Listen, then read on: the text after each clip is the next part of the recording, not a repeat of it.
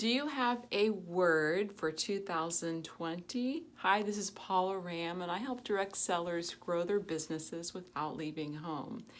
And today I wanted to talk to you about what my word was for 2019 and how I totally failed at it. What I decided to choose my word would be for this year and what it absolutely would not be. So my word that I chose for 2019 was truth. I thought, okay, this year, I'm the type of person who does not speak up for myself or let people know if I've been offended or defend myself in any situation. So I thought this year I'm going to have my word be truth. And later I was talking about this and how I failed with it with my son, and he said, "Mom, does that mean, are you a liar? Did you lie? Did you fail by lying this year?" And I was like, "No, I didn't lie," right? Because it wasn't that I was not going to lie. It was like I was just going to start speaking up for myself, which I failed to do. So like right away last year, right? Because I was feeling like the pressure of, the problems that come when you don't speak up and let someone know one-on-one when they've offended you. And I did not do this in the past. I thought, okay, this year, 2019, when someone offends me, I'm just going to let them know in a loving way and we can resolve it and then everything will be awesome, rather than trying to overlook it and then it grows and it festers in your heart and you have negative feelings towards someone, which is never good. And also, I was also experiencing for the past few years a lot of negative gossip. And I thought, well, this year is going to be the year I'm going to defend myself and tell people what the real story is, right? That the story they're hearing is not quite the real story and it's been a little bit twisted, a little bit reinterpreted. And I'm going to start defending myself and saying what the real story is. So I pretty much failed right away on all of those accounts. Like within the first month, really, it's like right away, I had two friends do something that really, was really hurtful. And I thought, oh my goodness, I cannot believe I am being tested on this word so soon. I was like, it was like a lot harder than I thought it would be. It's like, it is not so easy to go one-on-one to someone who's offended you and let them know and work it out. It really is not easy, especially if you're an introvert and you're not used to just like telling everybody everything you're feeling, right? I tend to keep things in. So after a few weeks and like one very close friend in particular, right, it was festering and it was really upsetting me and it really was bothering me. It was really hurting me. And finally, I'm like, I'm going to say something because I value this friendship so much. So I finally told her, confronted her and brought this out in the open, right? And we worked it out and it was fine. But I should not have waited 3 weeks or however long it was that I waited, because 3 weeks I was in misery and feeling heartbroken and feeling rejected and all these things, where it would have been better if right away I had gone to her and worked this out. Now the second friend, I decided to just overlook and not confront. And I don't know if that was a good decision or not. That's still truth to be told. Things, so I failed in that, right? Okay, I failed. The third thing with gossip, right? When there's gossip being told about you, does it really help to try to defend yourself and explain to people or go to people and tell them the other story and the other side of the story, and that maybe what they're hearing is just one side and not the whole story, or it's a little bit reinterpreted or a little bit twisted and not quite the same story, right? Should you have to or feel a need to defend yourself? And at New Year's Eve, right, last year, I felt like, okay, I'm going to say something because by not saying something, it's causing a lot of damage, okay? But then after thinking about it, right, I'm thinking, well, it's never a good idea to combat gossip with gossip, which is what it really is when you're talking about when somebody else is involved who's not there, right? Even though when you feel like you're defending yourself, if you're talking negatively about someone else who's not there, that is gossip. So I chose, I'm still not going to defend myself. The truth will come out eventually, and I don't need to have to feel any need to defend myself. And, truth may not come out till you're dead, right? It may not come out till a long time after. So sometimes you just have to be okay with that, right? Because it's not good to combat gossip with gossip ever, right? It's just not a good thing or cause any division whatsoever. We're called here for unity, right? So that is how I failed in my word of 2019 of truth, okay? Totally failed, okay?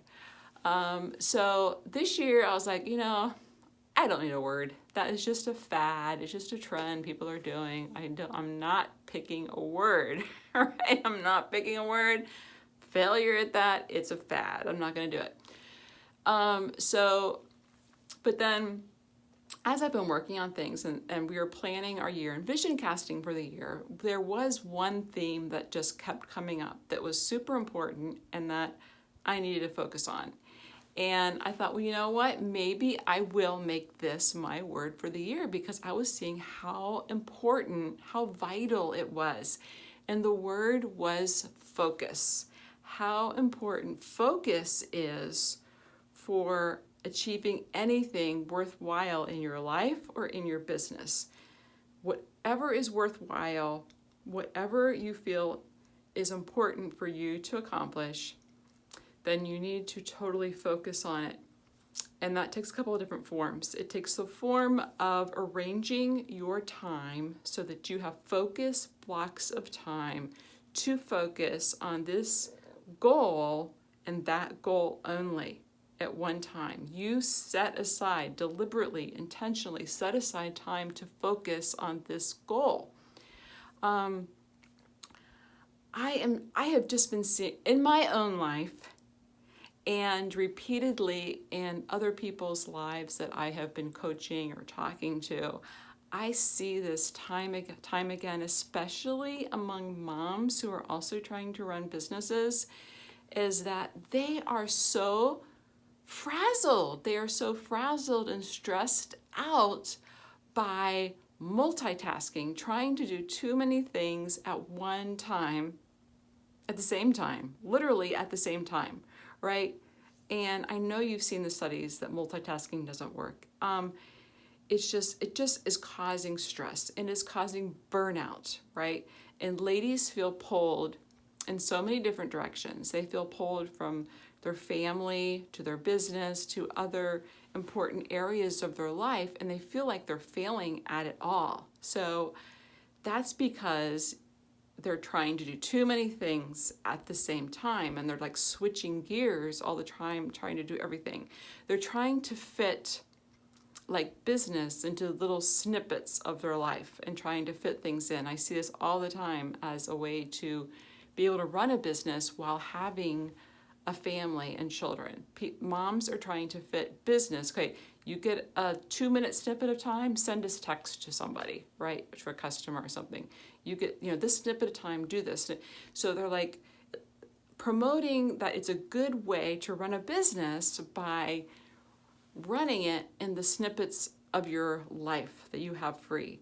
And the longer I've been in business, and I'm coming up on 10 years now, I am seeing that that is really bad advice.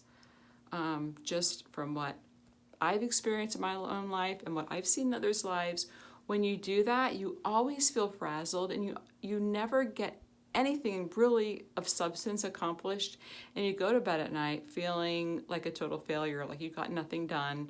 Not only did you get nothing done, you didn't accomplish anything in your business, but you feel like you neglected your kids. And that really is no way to live. So please don't do that. So this is why focusing is so important, okay? Jim Elliot, one of his quotes that I absolutely love is, wherever you are, be all there.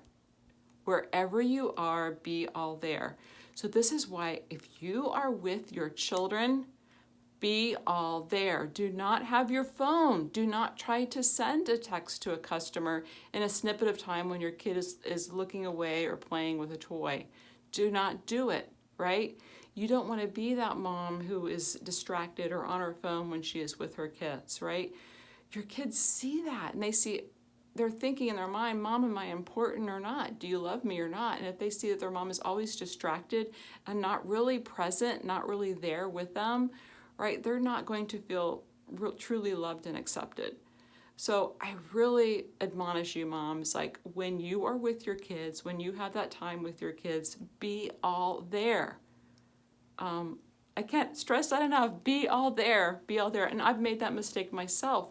Times where back in the beginning when one of my kids came up and I was on the computer and I was, in the middle of an email and Mom, started talking to me and I looked around and probably the look on my face was like, you're interrupting me, you're bothering me, right? And the look on her face, right, was just devastating, right? That was many years ago, but that has stuck with me all these years, right? That's haunted me for all these years, where how I gave that message, right, that she was not as important as what I was doing right now on my computer. That is a message you don't want to give your kids. And as an older mom, someone who's been in business longer, I really want to encourage you moms to really not do that, right? So you need to have focus times with your kids where you are totally focused on them, you are away from your computer, and you don't have your phone. You're not distracted. You give your all to your kids. Do not have your phone when you're trying to homeschool. Do not try to multitask. Do not do it. Your kids see right through that and they just see that mom's distracted and really she wishes she were somewhere else and working on her business rather than being with you. And you don't want to give them that message. I can't stress that enough. So on the other hand, on the flip side, you cannot make any progress in your business when you are just doing it in these snippets of time where you can't totally fully focus and you're not totally fully there and fully creative and fully at your best. So you need to have these fully focused time blocks where you're working on your business and you're fully engaged, you're fully in the zone, and you're at your best and you're really making progress on your business. Okay, so if you have young kids or a lot of kids, you may only have 1 hour a day where you can do this. When they're napping or when they're at homeschool co-op or whatever, or when they're in bed, you have this 1 hour of time. You use that 1 hour of time fully focused on your business, okay? So that when you are with your kids, you are fully focused and fully with them there in the present at the time. Do not try to do both things at once. I implore you, do not try to mother and run a business at the same time. Okay? Have those separated, fully focused time blocks where you are present with your kids or you're present with your business. Okay? Neither will flourish if you're trying to snip it or this and that and multitask and stress out and do it at the same time. You're going to be stressed out, your kids are going to feel neglected and unloved, and your business is never going to get anywhere. Okay, you really have to separate them and fully time block. Okay, that is like my life message, I think, right there, because I believe so strongly in that, and I've made that mistake myself, right? If I could go back in time and change things, that is like one of the main things I would change, right? Is being fully focused with my kids when they need me, and then fully focused on my business, right, when they're not there. If you have young kids and babies, this may not even be a right time to run a business, right? And not many trainers or any trainer is going to tell you that, right? It may not be your season to run a business, but when they're taking a nap or if they've gone to bed and you just have that 1 hour, whatever time you have, use that time to focus on business. But don't try to run it through your entire day and get a snippet done here and a snippet done there. that's just bad for everybody. Okay. I forgot to tell you, right? Like, I meant to say this before. The word I would not choose for 2020 is the word balance. I hear the word balance a lot.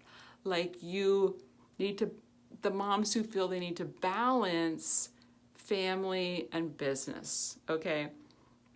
This doesn't work because it seems like everything has equal importance, and everything does not have equal importance. You have to ruthlessly cut out things that are not valuable and focus on the things that are valuable.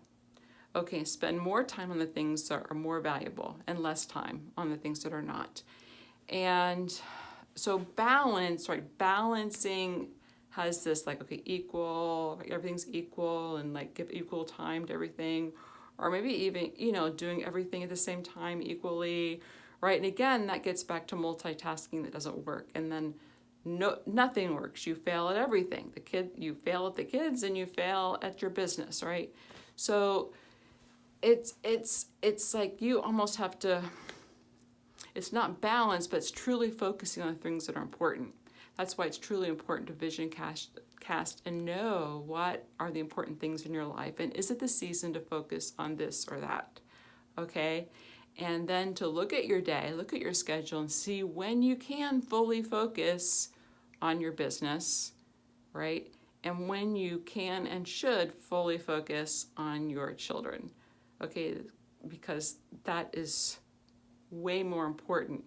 And I have seen so many ladies and team members maybe drop out of business because they felt like they got out of balance, right?